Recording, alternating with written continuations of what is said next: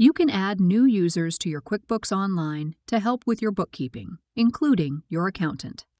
You can give users specific roles and permissions, so they can only do certain tasks, or add new admins who can do pretty much everything. In this video, we'll show you how to set up a new user and the different user roles and permissions you have to choose from.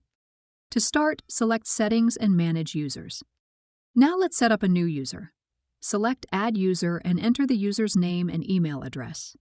Select the Roles drop-down, then select the role you want to assign to the user. Review the features this role gives access to. Select the account management settings you want to manage and select Send Invite. QuickBooks sends your new user an email inviting them to sign in and work in your QuickBooks with the permissions you assigned them. If your user can't find the email, select Resend Invite. You can edit your user's permissions by selecting Edit. To delete a user, go to Settings and select Manage Users. Select the drop-down on the user you want to delete, then select Delete.